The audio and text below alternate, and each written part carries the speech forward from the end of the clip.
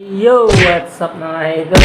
It's me again at welcome back again sa aking YouTube channel. So kung bago ka pa lang sa aking channel, please subscribe at i-hit ang notification bell para na sa napilit sa mga panibago ko ina-upload. So for today's vlog mga idol ay magko-content naman ulit po tayo about sa bad order at damage item. So, paano nga ba mag-complain o mag-report ng bad order or damage item? So, yun po ang aking sasagutin ngayon. So, bago natin yung sagutin, quick intro muna tayo.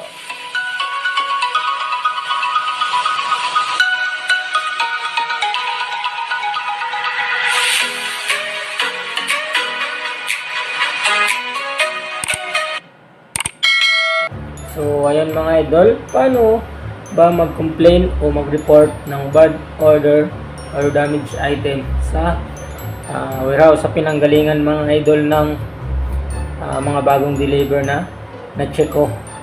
So ganito mga idol.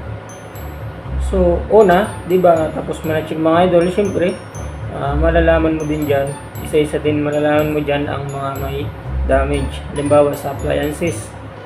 So crack yung halimbawa nito, yung electric fan, yung desk fan, yung sa may desk niya mga idol, crack. So yung body niya may crack.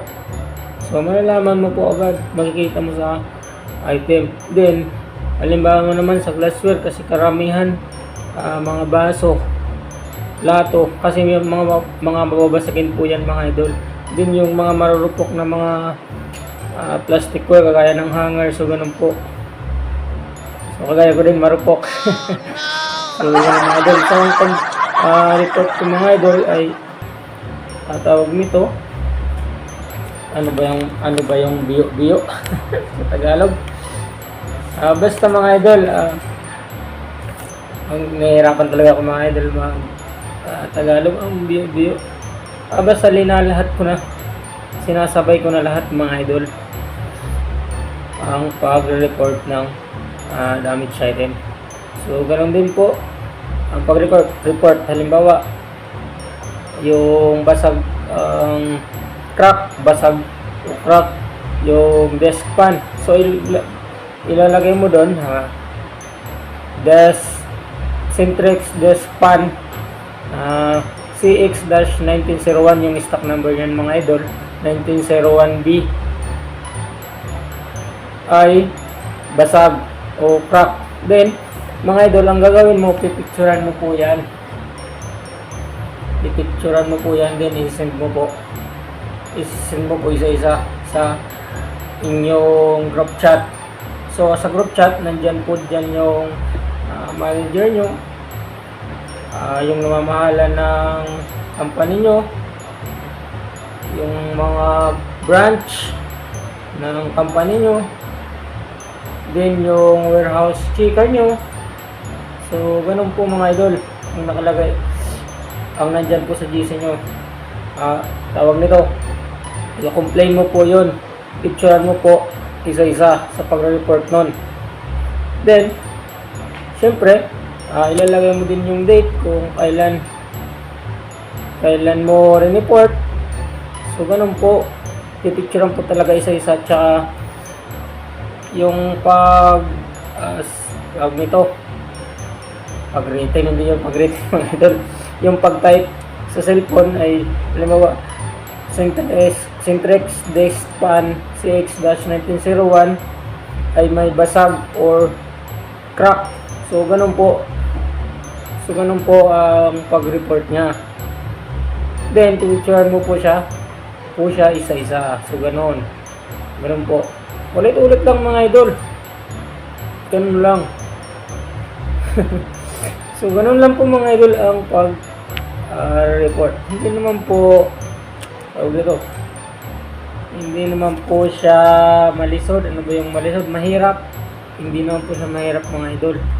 So kung kabisado mo na sa araw-araw, basic na lang sa yun mga idol. Ganun lang po, through messenger lang yun mga idol.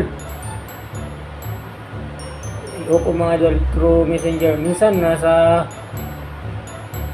WhatsApp ba yun? Basta So yun mga idol, kung halimbawa parang ginagamit yung WhatsApp na messenger ba yun? Kung nasa ibang bansa po, basta hindi ko na po tanda mga idol, basta through messenger lang ang pag-report namin sa warehouse. Then may GC po talaga kami na pag-reportan para alam ng manager, ng namamahala ng company, ng warehouse checker. So ganun po. Then halimbawa, in-order namin sa in-order namin sa Shemere, sa ibang branch. Siyempre, i-mention mo din dyan yung ibang branch. So, mga idol, mini-mention po talaga po pala pag re-report ka, mini-mention mo yung mga branch, yung mga other branch, yung warehouse kicker, yung manager, yung namamahala. So, yun po mga idol.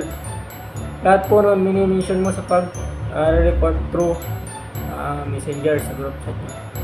So, ganun lang mga idol. Kung may tanong po kayo, ay paki-comment na lang sa baba at akin pong sasagutin yan. So, sana meron naman po akong nahatid sa inyo, na-share sa inyo kunting information lang. Hindi naman po tayo magaling pagdating dito, hindi naman po tayo expert, marunong lang mga idol through experience. So hanggang dito na lang mga idol. Maraming salamat sa panonood. God bless.